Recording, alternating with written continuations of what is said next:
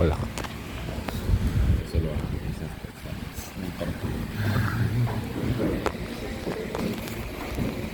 Bien, vamos a ver. Entonces, el sistema nervioso, vamos a hablar de patología del sistema nervioso. Vamos a hablar de lo que es accidente cerebrovascular, lo que es las hemorragias y por último hablamos lo que es tumores. El sistema nervioso, pues, como sabemos, es el órgano o el sistema encargado del control de todas nuestras funciones a partir de esos centros que se encuentran a nivel superior y que a su vez están representados por los hemisferios cerebrales unidos o continuándose a través de lo que es la médula espinal, y eso es lo que consideramos el sistema nervioso central. Tenemos que a partir de esta médula surgen o se desarrollan las diferentes terminaciones nerviosas, ¿sí? Que son los filetes nerviosos que van a ir a los diferentes órganos, a las partes distales, y que, como sabemos, están regidos por las células neuronales a nivel central. ¿Qué es el sistema nervioso central? Está representado por dos hemisferios, que cada hemisferio tiene a su vez unas subdivisiones o unas áreas específicas. Tenemos el área frontal, temporal, parietal, occipital, que ellas son grupos de neuronas y de zonas que van a manejar parte de nuestra función. Y dentro de esa está la parte motora, la parte sensitiva, la parte emocional, la área de lenguaje, la área de visión y que a su vez pues tiene una irrigación especial, y que esa irrigación especial pues hace que el sistema nervioso central esté siempre relacionado o íntimamente relacionado con el sistema sanguíneo debido a la función específica que tiene. Les decía pues que el sistema nervioso central está representado por ese encéfalo, por los hemisferios y por la porción central que corresponde a la médula espinal y la parte del sistema nervioso periférico. La patología de este sistema es muy extensa, muy especializado para una área de la patología neuronal, todo lo que son los eventos patológicos que ocurren a nivel del sistema nervioso periférico, todas esas neuropatías primarias, neuropatías secundarias, que son bastante extensas, no la vamos a mirar en el día de hoy. Vamos a centrar principalmente por la patología a nivel del sistema nervioso central. Y sabemos muy bien que ese sistema nervioso central está a su vez representado por unos elementos importantes como son las neuronas, y que las neuronas son elementos celulares permanentes, son células permanentes, son células que no entran en división celular en ningún momento de nuestra vida, que normalmente con las que nacemos y maduramos a partir de los primeros meses de vida, pues vamos a estar facilitando todas nuestras actividades.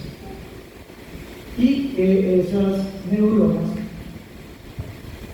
necesitan de un buen flujo de sangre. Necesitan un buen flujo de sangre porque son ellas las que, para realizar su función, de transmitir todos los impulsos, todas esas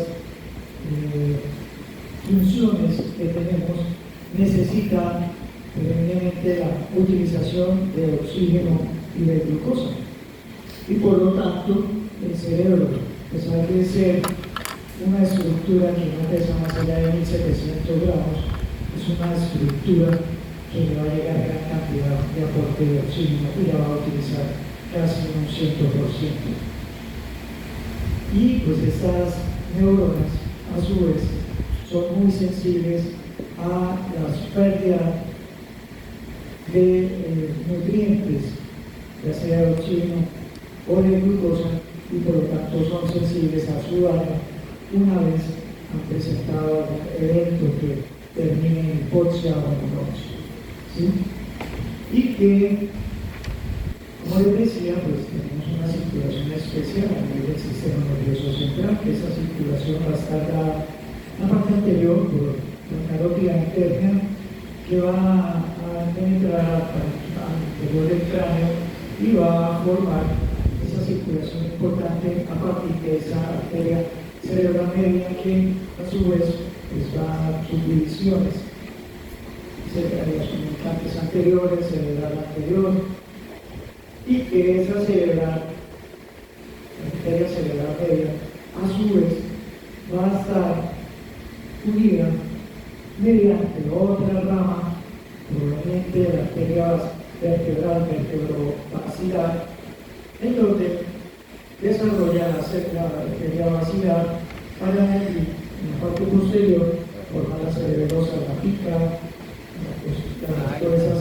cerebrosas del tallo, y que se van a unir con esa cerebral media y van a formar lo que llamamos el polígono, que le ponemos que es el polígono de Willis, y que esa circulación de cierta forma hay una anastomosis que favorece en ciertos momentos de hipoxia la existencia de esa anastomosis para que el cerebro sea lo suficientemente nutrido para que no haya ningún daño, o en lo posible minimizar ese daño, ¿sí? Y que pues, el cerebro tiene una capacidad para resistir a la hipoxia, pero es una capacidad limitada de minutos, por no decir segundos, a esa hipoxia, porque una vez el cerebro se encuentra ante un efecto de hipoxia, se vuelve irritable y pueden alterarse todos esos mecanismos bioquímicos en el interior de la célula. Por lo tanto, las lesiones cerebrales, principalmente todo lo que hace referencia a eventos de hipoxia o de anorxia, van a estar regulados a partir de la rapidez de la duración y de las colaterales que participan en el proceso del desarrollo de una lesión a nivel cerebral. ¿Y cuáles son los elementos celulares que se van a lesionar inicialmente o que son los más sensibles de cierta forma? Obviamente esto es muy rápido en el tiempo. Las células más sensibles a la hipoxia están dadas principalmente por las neuronas, y esas neuronas, que son las más sensibles principalmente en la primera corteza cerebral, las capas 3, 4 y 5, las células piramidales del hipocampo, las células de Purkinje a nivel del cerebelo, las células piramidales a nivel del cerebelo y la corteza cerebral. Son las más sensibles. ¿Ellas cuáles son? Son las células lábiles, las que si se lesionan no las podemos recuperar. En un segundo escalón están las células de sostén. Las células de sostén a nivel del cerebro, así como en los tejidos blandos son los fibroblastos, aquí son las células gliales, y las células gliales son las segundas en el escalón de las células más sensibles, y están representadas por los astrocitos y por los oligodendrocitos. Y en tercer lugar están las células endoteliales, son las últimas en lesionarse cuando existe algún evento de hipoxia a nivel cerebral. Y a partir de aquí, pues, podemos empezar a hablar de lo que son los accidentes cerebrovasculares, también denominados ictus, trombosis, hemiplejías, ¿sí? Tienen diferentes denominaciones: enfermedad cerebrovascular o accidente cerebrovascular. Un accidente cerebrovascular es, como su nombre lo indica, una lesión que va a repercutir en una serie de signos y síntomas neurológicos en un paciente y que están relacionados con una alteración en el flujo del cerebro. Que esa alteración en el flujo del cerebro puede ser de varias causas. Puede ser por un origen trombótico, un origen embólico o por un origen hemorrágico, por una ruptura en vaso. Ya todos esos términos ya los conocemos durante todo el semestre. Hemos en algún momento hablado de ellos: trombosis, embolia, hemorragia. ¿Sí? Los accidentes cerebrovasculares entonces están relacionados con un daño de múltiple etiología que me puede desarrollar en últimas un evento de esos tres tipos: hemorrágico, isquémico de tipo trombótico o isquémico de tipo embólico, y provoca pues que aparezcan esos síntomas neurológicos. Normalmente lo usual o la forma general es que los accidentes cerebrovasculares se desarrollen de manera brusca. Algunos pueden ser más de instauración un poquito más lenta o más insidiosa, pero usualmente una lesión cerebrovascular es de tipo brusco que se va a desarrollar y termina en provocar una alteración neurológica, un déficit neurológico en el paciente. Por lo tanto, vamos a tener un accidente cerebrovascular. Son las manifestaciones neurológicas periféricas que pueden presentar un paciente secundario a un evento que está ocurriendo a nivel encefálico asociado a una alteración en el flujo de sangre. Y que esa alteración en el flujo de sangre puede ser de cualquiera de estas tres formas. ¿Qué puede influir en el desarrollo de un accidente cerebrovascular? Entonces, en un accidente cerebrovascular puede influir el estado previo del flujo de sangre de la persona. Normalmente vamos a ver que los de tipo isquémico están muy relacionados con personas de edad avanzada, que tienen eventos relacionados con un foco importante de una patología que vimos durante el semestre también, que es la arteriosclerosis. Y la arteriosclerosis va a afectar una de las áreas, son las arterias, las carótidas y las arterias cerebrales. Pero eso es un evento que es paulatino, no es su proceso, y que por lo tanto la sintomatología pues, va a ser lenta, o la instauración del evento puede ser lento inicialmente en cuanto a la patología arteriosclerótica, pero en el proceso, en el momento en que existe alguna situación de mayor requerimiento de oxígeno a nivel cerebral, pueden llevarlo a que se desencadene de forma crónica. Entonces es muy importante ese estado de flujo sanguíneo regional y obviamente está relacionado con esa circulación colateral, con la circulación ya sea de ese polígono de Willis o de las áreas que estén adyacentes al ciclo disquítico. El tiempo de oclusión también es un factor importante, más rápido, si la lesión aparece súbitamente, como ocurre en un proceso de tipo tromboembólico, un embolio, pues obviamente el cuadro puede desencadenarse rápidamente. Lo mismo sucede cuando es lento. A su vez, va a también influir si en el momento en que aparecen los síntomas, el médico actúa rápida o tardíamente.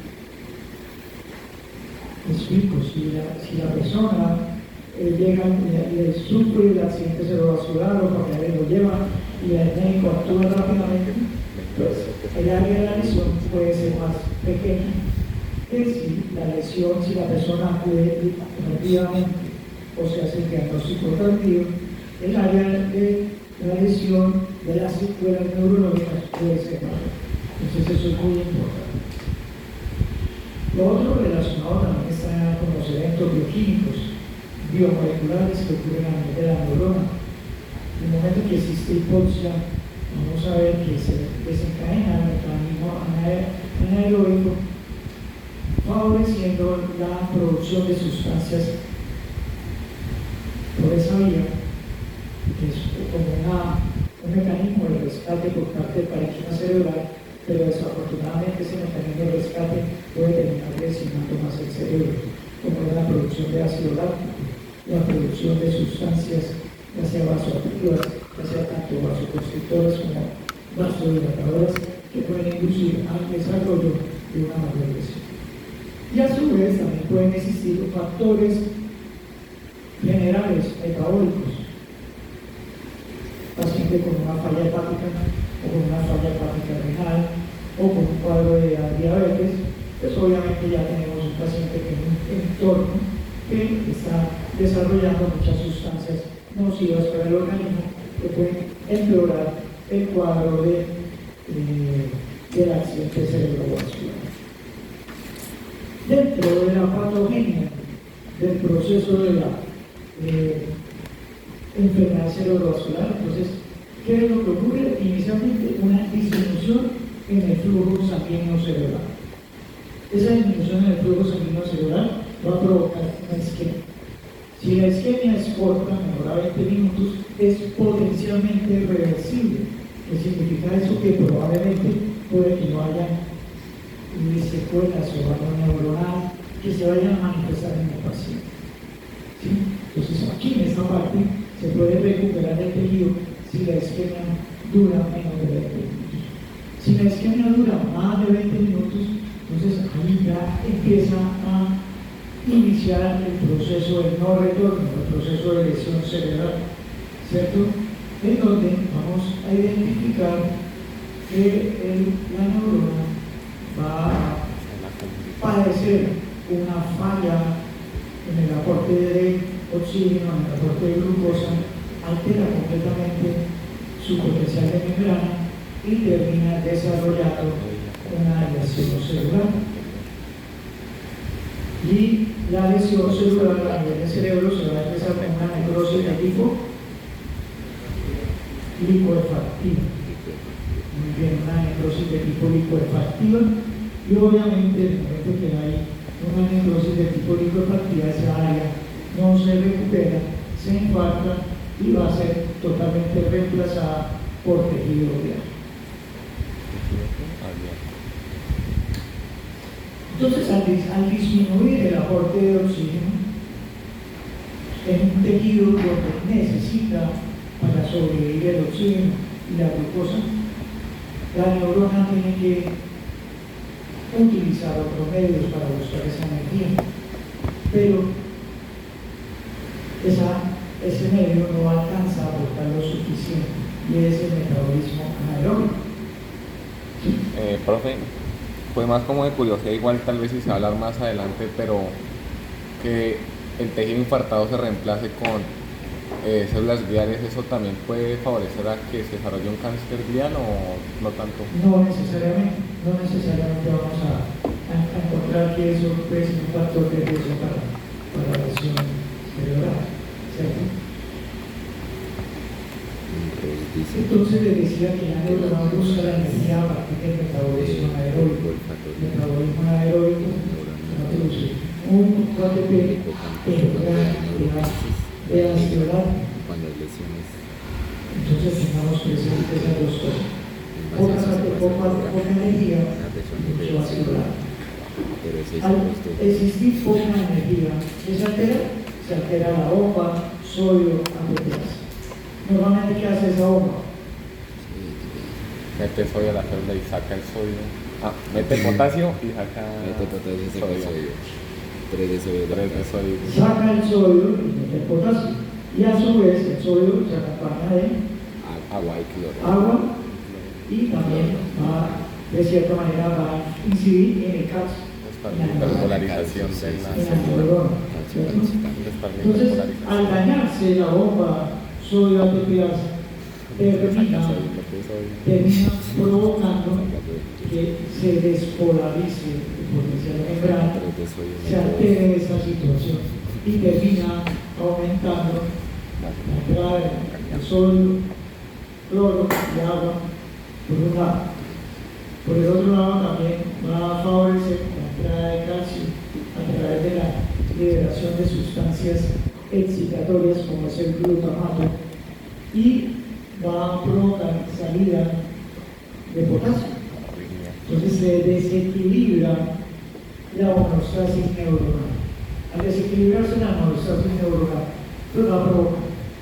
Al entrar el sodio, cloro y agua al interior de la célula, va a haber una tumefacción celular, va a haber un edema intracelular. Y el edema intracelular lo vamos a llamar a nivel cerebral el edema citotóxico. ¿Cuál es el otro tipo de edema que hay a nivel cerebral? El edema vasogénico. Y está el edema intersticial. Son tres tipos de edema que pueden ocurrir a nivel del cerebro: el edema vasogénico, el edema intersticial y el edema citotóxico. El edema citotóxico, ¿dónde está el problema? En la bomba sólida tepeasa. La membrana, la barrera hematoencefálica está preservada. La barrera hematoencefálica está preservada. ¿Sí? ¿Por qué hablo de esto? Porque cuando se daña la barrera hematoencefálica, el tipo de edema es un edema vasogénico, ¿sí? A nivel cerebral. Entonces, el edema a nivel del sistema nervioso central es un edema asociado a hipoxia, es un edema citotóxico. El edema asociado a un tumor cerebral, a un evento infeccioso, a un trauma, es un edema vasogénico. Y el otro tipo de edema es el edema intersticial, que está relacionado principalmente cuando existe un aumento en la presión hidrostática. Y el edema vasogénico va a ser exclusivo, el edema intersticial va a ser exclusivamente en el parénquima cerebral, alrededor de donde está el líquido cefalorraquídeo. ¿Dónde está? Espacio soberano. En el sistema de conducción, a nivel de los astrofrontales, el primero de Monroe, tercer ventrículo, acueducto de Silvio, cuarto ventrículo, y sale por los espacios de luz en aquí. Entonces el edema intersticial va a ser alrededor del parénquima, que se encuentra, donde se encuentra el sistema ventricular. Entonces, aquí a nivel de hipoxia, el tipo de edema es un edema citotóxico. ¿Sí? Simultáneamente sale potasio, hay liberación de glutamato, excitadores y entra el calcio. ¿Qué provoca todo esto? Que el potencial de membrana sea fácilmente descargable y eso hace que la neurona esté más excitada. Hay una mayor hiperexcitabilidad de la neurona y esa hiperexcitabilidad de la neurona se va a ver reflejada en posibles convulsiones en los pacientes. Se descargan y provocan esta situación. Bien, por el otro lado, les decía que hay aumento en el ácido láctico. El ácido láctico, medio ácido. Entonces es como meterle al parénquima cerebral ácido. Después de hacer eso, pues van a chicharrar más, entre comillas, el tejido neuronal al producir una mayor acidosis. En el medio donde está la célula, hay una mayor acidosis. Esa mayor acidosis de cierta forma también contribuye al aumento del edema citotóxico. Y además del aumento del ácido láctico, de disminución de los ATPs, hay a su vez, por ese metabolismo aeróbico, liberación de radicales libres de oxígeno. Y esos radicales libres van a provocar también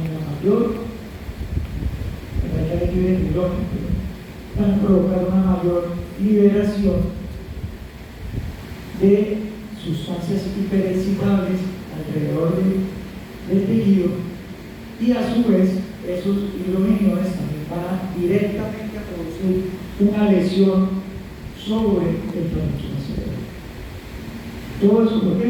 Porque lleva 3 minutos del pozo, o 1 minuto, o 2 minutos del pozo.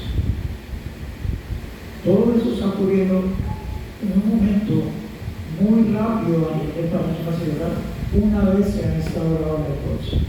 Y eso me va a provocar la lesión del parénquima cerebral. Entonces, aquí está resumido lo que acabamos de mencionar: disminución del ATP, aumento de la descolarización, liberando excitatorios de glutamato, favorece el aumento del calcio intracitoplasmático, favorece también la liberación de radicales libres, acompañado por ese aumento en el ácido láctico debido a la disminución del oxígeno a nivel parénquima neuronal, que termina contribuyendo en una muerte neuronal, una necrosis, un infarto neuronal, un proceso de tipo reversible. Todo esto ocurre, ¿por qué? Porque ha habido un área de hipoxia, se ha encontrado un área de hipoxia a nivel de parénquima cerebral. Y recordemos que la lesión está en relación con el estado circulatorio sanguíneo del parénquima cerebral y la circulación coronal. Pero siempre va a existir, como de cierta manera hay circulación terminal, siempre va a encontrarse que cuando existe una lesión a nivel del parénquima, una hipoxia o una lesión vascular, va a haber un área más sensible. ¿Cuál es esa área más sensible? ¿No? Bueno, es el síntoma frecuente de cierta forma, pero cuando hay una arteria que está lesionada, ¿cuál es la área más sensible de esa arteria? La que está más distal. La que está más distal. La más distal. La más distal. La parte distal. La más distal. En la parte distal se va a desarrollar la necrosis. Sí. No, pues depende. Sí, es lo que Hay una sí, hipoxia. lo que- Recuerden que ahí puede existir circulación polarizada. Entonces, en esta parte central vamos a ver que se va a desarrollar la necrosis. Pero siempre va a existir a nivel del parénquima cerebral el área adyacente a la zona de necrosis. Acá no está llegando oxígeno, entonces acá ¿cómo estará el oxígeno? Comparada con esta. Acá también acá está disminuido, pero hay oxígeno. Acá está disminuido. Está disminuido el oxígeno, pero hay oxígeno. ¿Cierto? La lesión puede ser dañada parcialmente, hay un área más sensible porque a medida que va haciéndose concluida completamente, la parte más distal va a llegar poco oxígeno, porque todo el oxígeno se lo van a ir quitando acá. Así esta no esté completamente ocluida, porque si estuviera completamente ocluida, la lesión necrótica sería de ahí, ¿cierto? Si acá está parcialmente ocluida, el oxígeno va a llegar más poquito acá, y aquí se va a morir. ¿Qué significa? Que el área adyacente, el oxígeno no está disminuido, ¿cierto? A esa área que está disminuida es la que vamos a llamar la zona de penumbra. ¿Qué es una zona de penumbra? Una zona de penumbra es un área donde está disminuido el aporte de oxígeno y las células se están tratando de adaptar a eso para que no se mueran, pero que si continúa el proceso termina como necrótica. Sí, entonces es un área sensible, ¿sí? Pero que conserva todavía una actividad metabólica mínima. Y profe, en ese estado, aún si ya se resuelve la obstrucción, ¿ya pueden haber cambios reversibles o ya queda? En la zona de penumbra todavía hay viabilidad, porque mire, mínima, durante unas horas. Mientras que el área necrótica ya está necrótica. Bueno, y con base en eso que ustedes me pueden decir, es importante eso, conocer la zona de penumbra o la zona de necrosis, ¿y por qué? pues para saber cuánto tiempo ha estado la persona en ese estado de hipoxia y ver qué tanto se puede recuperar. En otras palabras, ¿Pronóstico? pero ¿cómo podría ser el pronóstico? O sea, tener en cuenta qué tanta área de penumbra hay en comparación del área infartada, bueno, necrótica. Interpreten eso. No, que pues si la proporción de penumbra es mayor que la de necrosis, es que puede haber un mejor pronóstico para la persona si se resuelve. No, esa es una interpretación que se llama, miren la imagen. Inició área de infarto rojo, ya no se repite. Área azul, zona de penumbra. A las 3 horas quiere que solo zona de infarto. Aumentó. ¿Sí? Y a las 24 horas. Aumentó mucho. Bueno, ¿por qué es importante saber eso? Uno esperaría que llegue eso. ¿Ustedes esperarían a que llegara eso? No. ¿Cómo serían las secuelas acá? ¿Cómo serían las secuelas acá? Secuelas. A nosotros que se tener nuevo. Entonces, esto de la mente es importante. ¿Por qué? Porque eso me dice que yo como médico tengo que actuar rápidamente ante la existencia de un accidente cerebrovascular. Principalmente de discusión. El hemorrágico es más difícil, son muy raros. Sí, porque y eso a ustedes los pacientes van a encontrar que los familiares le van a decir, no, doctor, ¿y cómo va a quedar mi familiar? ¿Va a quedar inválido? ¿Va a quedar hiplético? ¿Va a poder moverse? ¿De qué depende? Pero también depende de la familia, porque si el paciente está en la casa y le da la trombosis y se demoran en llevarlo. Inicialmente es esto, pero si se demoran 3 horas en llevarlo, y si aparte de eso tengo que tomarle un tal, tengo que mirar todas las cosas, y yo lo voy a llegar acá. Entonces, por eso es importante conocer que, a pesar de que yo un infarto cerebral, la acción del médico es tratar de evitar el dominio, disminuir las secuelas. ¿Sí? Y, pues obviamente, ¿qué se le puede dar? Pues se le puede administrar trombolíticos, bueno, qué sé yo, aparte que manejo de estos pacientes y se lo dejo cuando sean más adelantados, sí, pero basado en eso, en tratar de suplir el oxígeno a la neurona para evitar que se puedan mayores. Entonces, ese es el conocimiento de este proceso, ¿cierto? Saber que uno puede intervenir, ¿sí? Como también a nivel de otras áreas donde puede existir un impacto. Entonces, ya vimos la patogenia, cómo es así a grosso modo del proceso, ya vimos lo que es el área de penumbra, el área del centro necrótico, y vemos ahora las posibles causas de los accidentes cerebrovasculares. Los accidentes cerebrovasculares los vamos a dividir en 2 grandes grupos, principalmente los de tipo isquémico y los de tipo hemorrágico. Hay uno menor, trombosis venosa cerebral, es muy raro esa parte, ¿cierto? Pero lo colocan ahí en una posibilidad. Isquémico y hemorrágico son los 2 grandes grupos. Entonces, a nivel isquémico, son los más frecuentes. 80% de hemorrágicos, aproximadamente entre 15 y 20% aproximadamente. Los isquémicos pueden tener un evento premonitorio,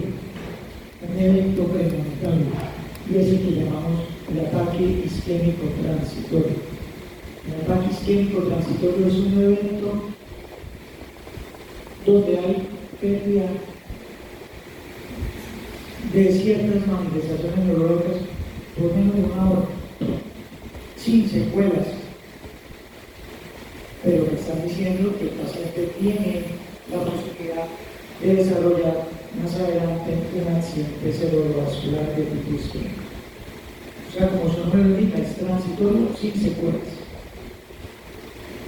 Y el isquémico, que es el propio infarto cerebral, la principal causa está en relación o está relacionada con la arteriosclerosis, ¿sí? Con cuadros principalmente de tipo trombótico, directamente allí a nivel de las arterias cerebrales, o puede ser por una fibrilación auricular donde se suelta un émbolo y me llega, entonces de origen cardiogónico, ¿sí? Hay también por cuadros de vasculitis, pequeños vasos que se inflaman y provocan que se oblitera la luz del vaso y desarrolla cuadro isquémico. Y hay otras que son indeterminadas, que son características de este proceso. Tenemos el infarto, el otro grupo es el infarto hemorrágico. Y el infarto hemorrágico de causa no traumática. En nuestro medio, la causa más frecuente, desafortunadamente, tenemos que meterla allí, está el grupo de los traumas, ¿sí? De cualquier índole, ¿sí? Pero hay infarto ACV hemorrágico de causa no traumática, ¿sí? Que van a estar correlacionadas principalmente con hipertensión arterial y con ruptura de aneurismas en fesa, aneurismas congénitos. Esas son las principales causas de este proceso. Dentro de los ataques isquémicos, dentro de la parte isquémica, entonces les decía a ustedes que está este término, ataque isquémico transitorio, que es un episodio donde hay una disfunción neuronal por parte del paciente relacionada con isquemia transitoria, en donde va a alterar la función neurológica del paciente, pero no me deja secuelas. No hay secuelas en este tipo de pacientes. ¿Por qué? Porque duran menos de una hora. Lo usual es que duren hasta 5 minutos, ¿sí? Pero dan esa amplitud, 60 minutos, una hora.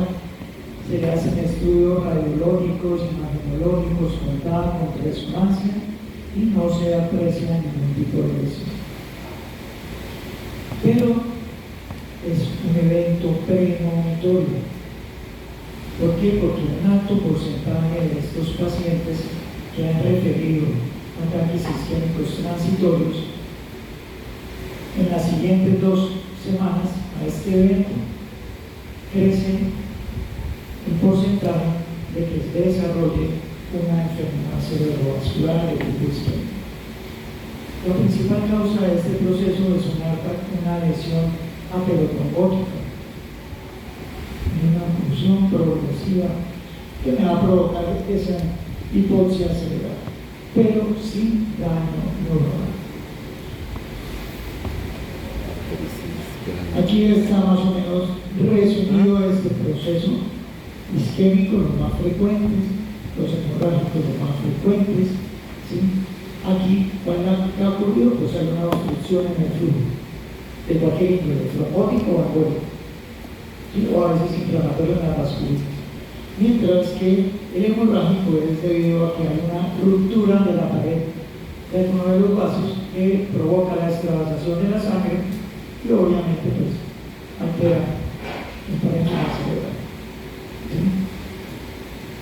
Y pues obviamente ahí está el otro término, ataque al accidente cerebrovascular, ictus, enfermedad cerebrovascular o ataque hemorrágico o derrame cerebral, es otro término que se utiliza para estas lesiones de isquemia. A nivel del tipo isquémico, pues lo que les decía son los más frecuentes y el porcentaje de mortalidad llega hasta casi un 40% de este proceso, está en relación con causas de tipo trombótico, por arteriosclerosis, por émbolos, por hipercoagulabilidad y por lo que les decía a ustedes de vasculitis. Esa sería la característica.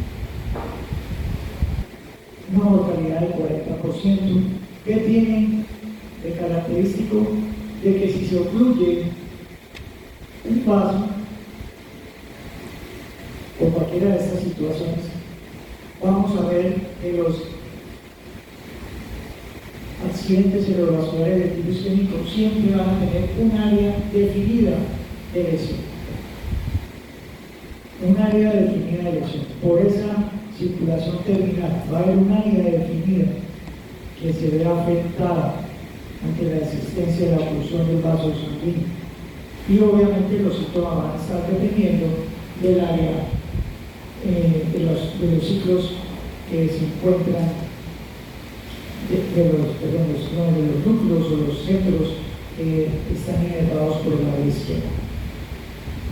Entonces, esa sería una de las características morfológicas macroscópicas. Un área definida de infarto. Un área definida de infarto. ¿Cómo la evolución macro de este proceso? Mira, acá tenemos un área de infarto isquémico. Ya sabemos que es isquémico. ¿Cómo sería hemorrágico? Pues hemorrágico. Esto se ve de oscuro.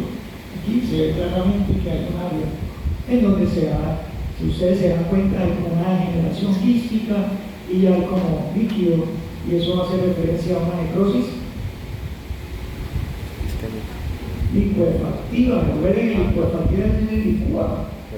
Entonces, una licuadora nos deja todo un jugo, ¿cierto? Entonces, ahí se ve que hay como líquido. Pero entonces eso no va a salir de un momento a otro. ¿Sí?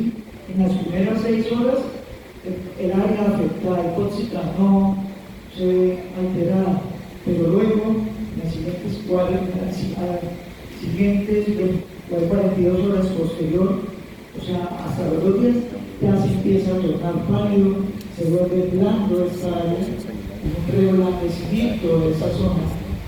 ¿Sí? Y que entre las 2 a los 10 días ya va a ser mucho más elocuente ese reblandecimiento, se va a licuar, se va a poner gelatinoso, todavía no se conocedor de gelatinoso, es infriable y se va a autodegradar, que sería más o menos eso que estamos aquí observando, ya está en un día 10 aproximadamente. Y a partir del día 10 hasta la tercera semana, allí se forma una cavidad en el área del infarto, se licúa y empieza a proliferar el tejido blando en esa zona. Entonces ese es el proceso evolutivo macroscópico de una zona de infarto polisquémico. De pronto es lo que hace falta ahí, infarto polisquémico. Y así como tenemos los hallazgos macro, tenemos los hallazgos micro. Bien, también tenemos nuevamente la imagen, una zona de infarto isquémico bien preservado, el área determinada, va a depender de quién, de el tipo de arteria comprometida y la zona a la cual ella irriga. Vienen los eventos histológicos. Los eventos histológicos, esos eventos histológicos van a estar también relacionados con ese tiempo de evolución. Recordando que la neurona es muy sensible. Saben que la neurona, cuando existe una disminución del flujo de sangre, lo primero que hace es alterar su medio, se vuelve excitable, ¿sí? Altera su potencial de membrana cerebral, hiperexcita fácilmente. Si continúa la hipoxia, pues esta neurona empieza a experimentar eventos de lesión irreversible. Entonces, ¿para qué? Para convertirse en una neurona roja. ¿Sí? Después viene el inflamatorio, neutrófilo, característico en las primeras horas, y después aparecen los macrófagos, empieza a proliferar tejido glial y queda la cicatriz. Eso como que ya lo vimos en algún evento. ¿Sí? Esto es lo que ocurre siempre cuando hay un proceso de lesión celular. Cuando vimos infarto, también tenía un proceso evolutivo similar. ¿Sí? Tienen cosas parecidas y cosas diferentes. Entonces, ¿qué es lo que sucede? Entonces, las primeras horas hablo de 6 horas, en las primeras 6 horas, ya la neurona hipóxica ya no resiste y se murió. Entonces, ¿qué empieza a aparecer? Que la neurona se llena de líquido, se acidifica. Recuerden que cuando se acidifica se vuelve rojo el tejido. ¿Y qué le pasó al núcleo?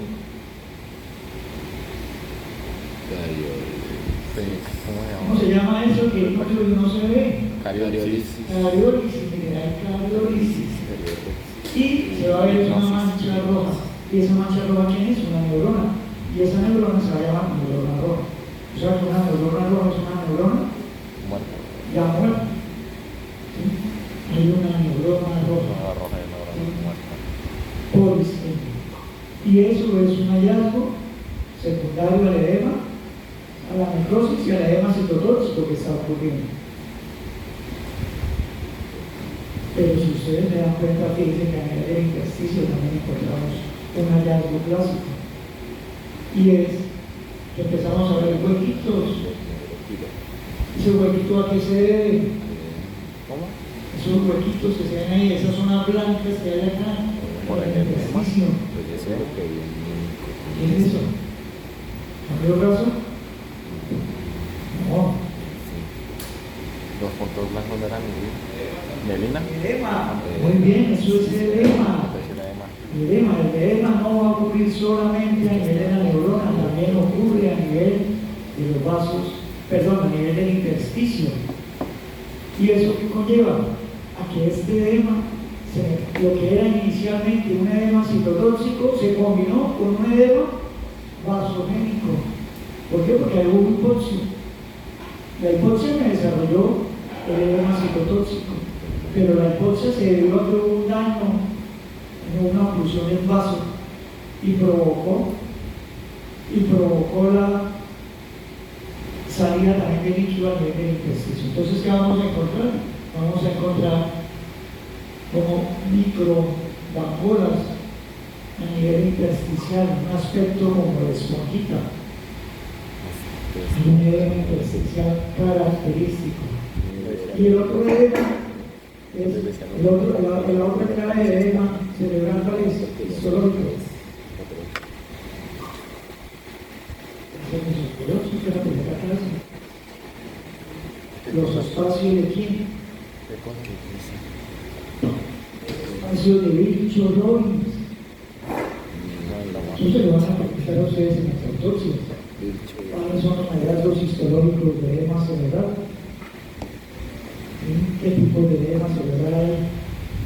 Lo digo porque todos los pacientes tienen cambios a nivel del cerebro, así haya muerto por tuberculosis, o así haya muerto por pancreatitis.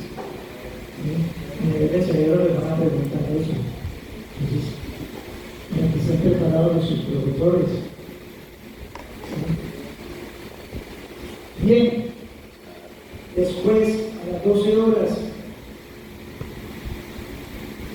vamos a ver, ¿qué es esto? ¿Las rojas? ¿Ah? ¿Neuronas rojas? Neuronas rojas. ¿Qué es esto? Edema. Edema intersticial.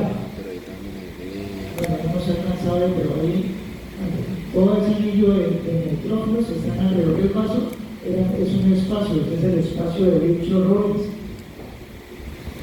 El espacio de Bicho Robbins es un espacio claro.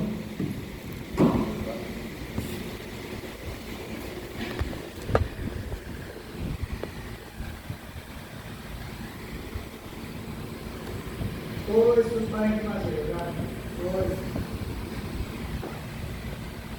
Hasta el vaso sanguíneo. El vaso sanguíneo está, esto es parénquima cerebral. Ya está el vaso sanguíneo. El espacio de Bicho Robbins, ¿qué es? Está el parénquima cerebral. El vaso sanguíneo está acá. Acá está el parénquima cerebral. Y el espacio queda claro acá, blanco. Todo esto es blanco y el vaso acá. ¿Por qué? Porque salió líquido acá. Salió líquido, se aumentó ese espacio entre el parénquima y el vaso. Parénquima y vaso. Salió líquido, entonces quedó entre el parénquima y el vaso. Y ese es el espacio de dicho rol. Eso es un hallazgo de edema cerebral. ¿Sí? Este espacio. Cada espacio está lleno por células. ¿Por qué? Porque las células salen. Recuerda que a 24 horas en un infarto agudo de miocardio había neutrófilos. También salen células, salen los neutrófilos. Entonces, a lo que vimos la imagen anterior, que se le está sumando la presencia de neutrófilos. Entonces, tenemos ese hallazgo característico, la presencia de los neutrófilos, más o menos a partir de las 12 hasta las 24 horas. Después de ello,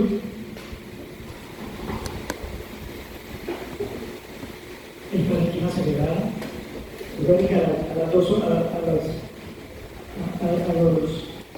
las 2 días macroscópicamente que empieza a mover, que se volvía gelatinoso, que se volvía más reblandecido. Entonces, ¿qué le pasa? Pues a las neuronas rojas se empiezan a degradar, se empiezan a desintegrar. Acá vemos edema intersticial, ya está el espacio de bicho Robbins. Acá, mira, acá también está el espacio de bicho Robbins, este espacio. Neurona roja, se están desintegrando en neutrófilos y empezaron a llegar macrófagos. ¿Por qué? Porque los macrófagos me tienen que retirar todo el tejido necrótico y empiezan a aparecer astrocitos, ¿sí? Que son los que me van a rellenar ese hueco o tratar de rellenar esa área. ¿Con quién? Con tejido glial. Recuerden que el tejido glial es en el cerebro, lo que en los tejidos blandos es el tejido fibroso, ¿no? Tejido fibroso es la cicatriz, aquí la cicatriz es tejido glial, ¿cierto? Entonces por eso se llama fibroso reactivo, ¿sí? Que va a ir más o menos hasta día 10 en que aparece eso. Y a partir del día 10 hasta el día 21 empiezan ya a verse más tejido glial. Miren aquí, hay neuronas, esta área, aquí esta parte de la zona de gliosis o un área de necrosis. Miren el espacio de bicho Ron, este es el espacio de bicho Ron. Parénquima cerebral, el paso debería estar pegado acá. ¿Por qué se hace este espacio? Porque hay líquido ahí. Y esos son los hallazgos histológicos. A partir del día 21, ya hay tejido glial, y ahí en adelante, esa parte del parénquima cerebral perdió su función. No hay neuronas aquí, se perdieron, se murieron y apareció pues tejido glial. El otro tipo de infarto es un infarto de tipo hemorrágico. La principal causa del infarto hemorrágico es la hipertensión arterial. Profe, qué pena, en la imagen anterior, ¿a cuántos días estaba desde la oclusión? Ya a partir de los 21 días. 21 días. Obviamente, pues, a partir del 10º día ya empieza a aparecer, pero hay más células inflamatorias, no hay niños en tantas células inflamatorias. A partir del 21 día ya desaparecen las células inflamatorias y es reemplazado por tejido glial. Y ya tampoco, y qué pena, profe, ¿ya no hay más neuronas rojas tampoco? Por las neuronas se murieron, esas se desintegraron. Más que muertes, porque tampoco se están muertos. La enfermedad cerebrovascular, entonces, la principal causa es la hipertensión de tipo hemorrágico, no traumático, les insisto, no traumático, ¿sí? La principal causa es la hipertensión arterial, crisis hipertensivas severas, las rupturas de malformaciones arteriovenosas o rupturas de aneurismas, ¿sí? Obviamente, pues el trauma craneoencefálico también está, pero, como les digo, lo más importante es aquí mencionar causas de hemorragia de tipo no traumático, y estamos hablando de enfermedad cerebrovascular. Y aquí, pues esto va a depender, las hemorragias cerebrales van a depender de la edad del paciente para determinar cuál es la causa más frecuente. Una hemorragia cerebral o una enfermedad cerebrovascular de tipo hemorrágico no traumático, al hablar de enfermedad cerebrovascular estoy quitando la palabra trauma, entonces por eso solamente mencionaremos enfermedad cerebrovascular de tipo hemorrágico. Va a depender de la edad del paciente para conocer la causa. Lo más frecuente a partir de pacientes jóvenes es debido a ruptura de aneurismas. Recuerden que los aneurismas o malformaciones vasculares pueden ser congénitas o pueden ser adquiridas. En pacientes mayores que no sufren de hipertensión arterial, una causa importante es el depósito de material amiloide a nivel de las paredes vasculares. Y eso se da principalmente en pacientes con enfermedades degenerativas. Y dentro de la enfermedad degenerativa está el Alzheimer como causa de este proceso. Y obviamente, pues el aborto es el sitio de la lesión. El sitio de la lesión. Normalmente, globales es la malformación en la lesión a nivel de la. Los ganglios basales, como decía, los ganglios basales es el sitio más frecuente, principalmente de hipertensión arterial. Personas jóvenes y personas mayores es el sitio más frecuentemente relacionados con procesos hipertensivos. Y hay algunas otras patologías, como son las mujeres puerperales o pacientes que han tenido hijos. Ahí también está en relación con cuadros de eclampsia. Dentro de la eclampsia también es de hipertensión en los ganglios basales. Esas serían como las posibles causas. La causa más frecuente a nivel cerebral es la enfermedad de tipo hemorrágico relacionada con hipertensión arterial. ¿Qué ha sucedido acá? Que la hipertensión arterial favorece el desarrollo de una degeneración de la túnica media y de la capa muscular de los vasos arteriales que ingresan al interior del parénquima, ¿sí? Al interior del parénquima. Y esa degeneración en la túnica media va a favorecer que se empiecen a formar pequeñas bolsitas, pequeños aneurismas, ¿sí? Que vamos a llamar microaneurismas, que fueron descubiertos por Charcot y Bouchard. Recordar ese ponen microaneurismas de Charcot-Bouchard, que son microaneurismas que se rompen y que están ubicados principalmente en los ganglios basales, en la región de los núcleos traurados, en el hipotálamo, en los ganglios basales, y van a provocar esa connotación. Aquí tenemos esa microaneurisma de las arteriolas menores a 250 micras de diámetro, se adelgazan, se forma el microaneurisma, este aneurisma se rompe. ¿Qué sucede cuando se rompe? Pues que la sangre va a ir por todo el parénquima cerebral.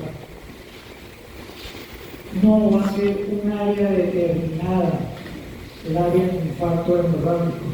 El área del infarto hemorrágico siempre va a ser más difusa, no va a ser definida como lo es la del infarto isquémico.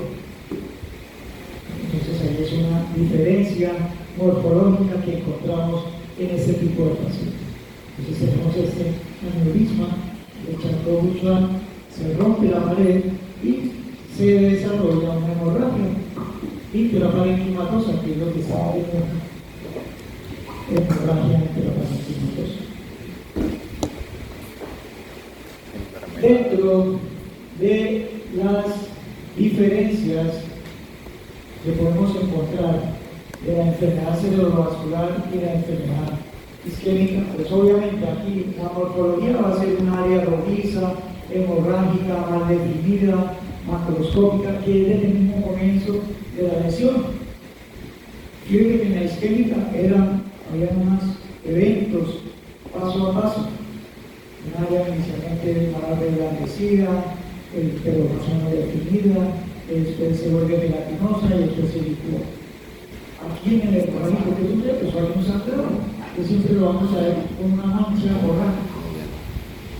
Histológicamente, ¿qué vamos a ver? Pues va a haber una infiltración hemorrágica y se pueden identificar, si es posible, ver muerte celular, muerte neuronal. Lo que sucede es que no se va a poder visualizar adecuadamente la neurona roja, pues obviamente también va a haber infiltrado inflamatorio y todos los eventos son similares al isquémico. La única diferencia es que hay infiltración neuronal. Y en conclusión, podemos identificar que el accidente cerebrovascular de tipo isquémico tiene una serie de características que nos pueden diferenciar del económico. Entonces, el isquémico es un área definida, vamos a encontrar que existe una lesión previa, que es el ataque isquémico transitorio, que vamos a encontrar que la mayoría de veces no existe un síntoma acompañante. ¿Qué significa eso? Que lo usual es que el paciente presenta una pérdida súbita del conocimiento, no refiere un síntoma previo, como si lo refiere el hemorrágico. El hemorrágico, lo usual es que refiera un fuerte dolor de cabeza. Esta es una de las características del hemorrágico, ¿sí?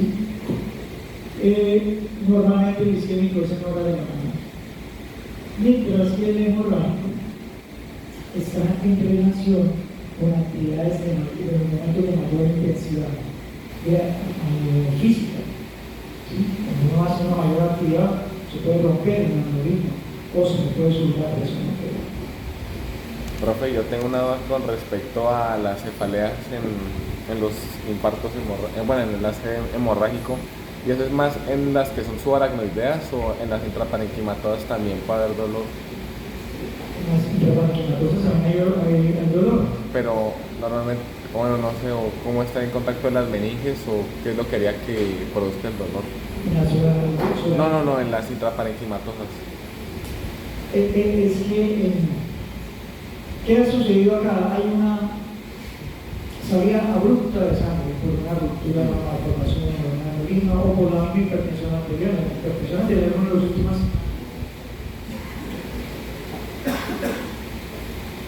síntomas característicos es el dolor de cabeza. Entonces ahí vamos a ver que pueden existir inervaciones o fuentes relacionadas con el dolor y que vayan a provocar esas hepatitis. Aún si la hemorragia no está en contacto con las meninges. Sí, claro. Bien, entonces les decía que estos momentos de mayor actividad física son más indefinidos, se asocia a cefalea y la cefalea también puede ser tanto para el uno como para el otro asociados a hipertensión endocrinal. ¿Por qué hipertensión endocrinal? Porque si hay un sangrado se altera la presión intracraneana. ¿Cuánto es la presión intracraneana normalmente?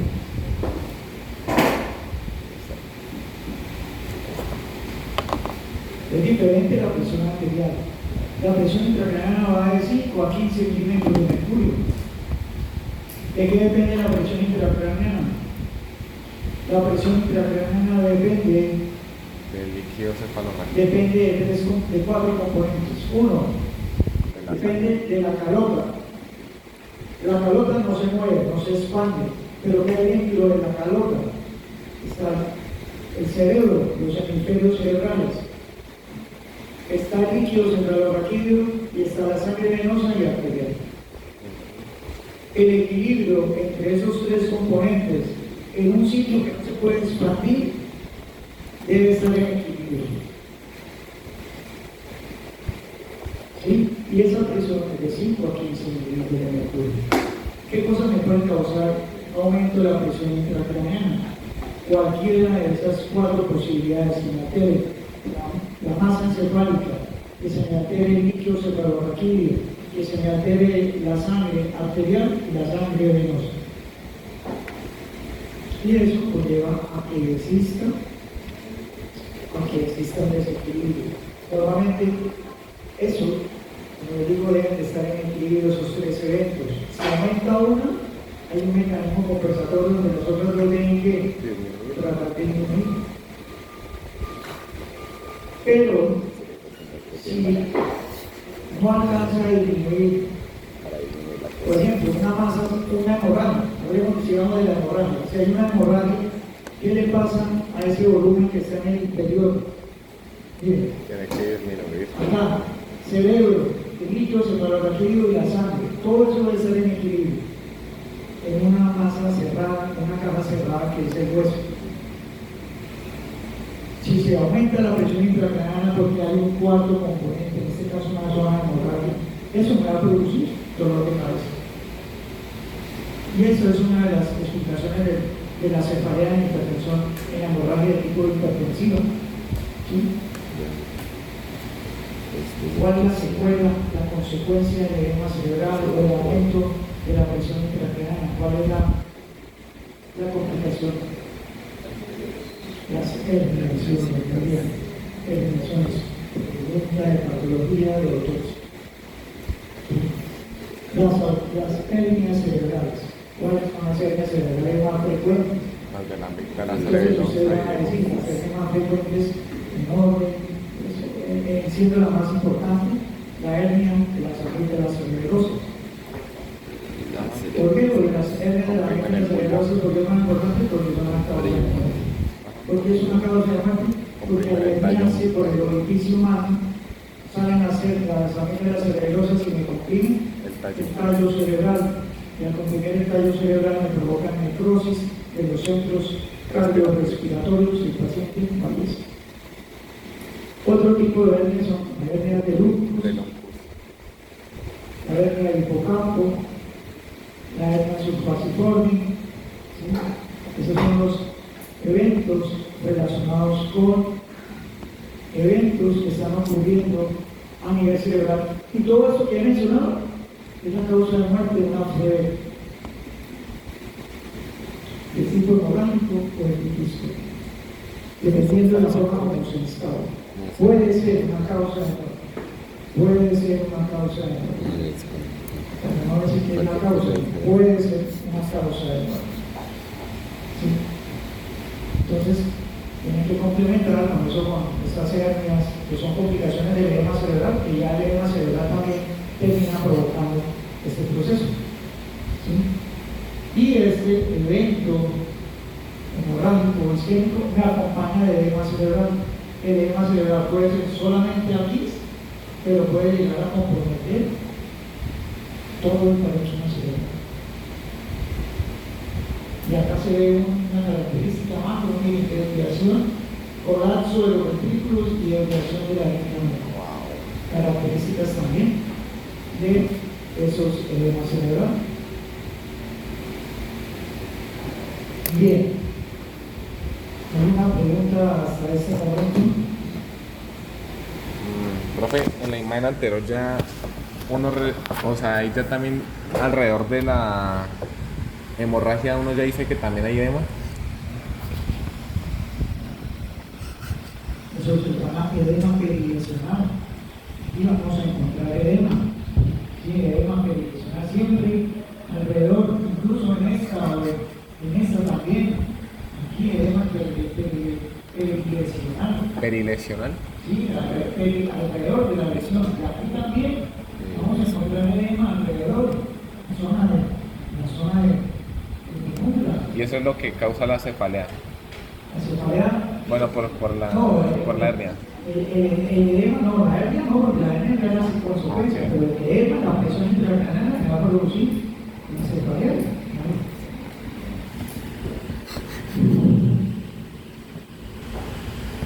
Bien, capítulo 2. Bien, fíjense que hemos hablado también incluido